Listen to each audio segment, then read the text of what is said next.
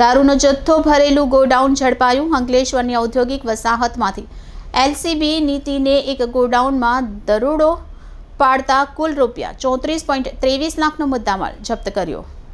પ્રાપ્ત માહિતી મુજબ અંકલેશ્વર ઔદ્યોગિક વસાહતમાં બુટલેગરનો દારૂના વેપલા માટે ગોડાઉન ભાડે રાખવામાં આવતા હતા અને ચોંકાવનારો કિસ્સો સામે આવી રહ્યો છે। ત્યારે ગત રોજ રાત્રિના એલસીબીની ટીમે અંકલેશ્વર જીઆઈડીસીમાંથી વધુ એક ગોડાઉન ઝડપી પાડ્યું હતું। એલસીબી એક ગોડાઉનમાંથી કુલ ₹34.23 લાખનો મુદ્દામાલ કબજે કરી એક આરોપીને ઝડપી પાડી કાયદેસરની કાર્યવાહી હાથ ધરી હતી। એસપીએ ગેરકાયદેસર પ્રવૃત્તિ ડામી દેવા આદેશ આપ્યા। ભરૂચ જિલ્લામાં અનેક ઔદ્યોગિક વસાહતમાં આવેલી છે અને જેમાં અનેક કંપનીઓ ગોડાઉનમાં પોતાના માલ સામાન રાખતા હોય છે, પરંતુ હવે આ ગોડાઉન ભાડે રાખી અને બુટલેગરો દારૂની હેરાફેરી માટે ઉપયોગ કરી રહ્યા છે। જો કે તેમના આકાર સ્થાન પોલીસની નજર રોટલી બચી શકે એમ નથી।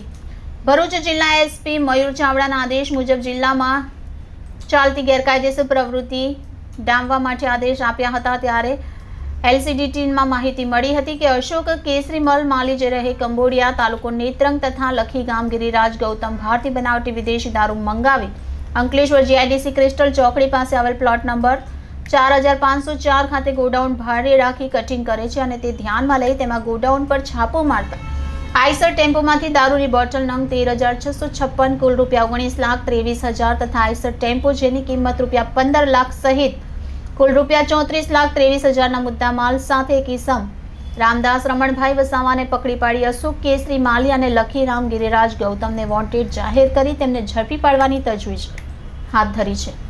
Reporter Paresh Mehta, city gold news, Bharuch.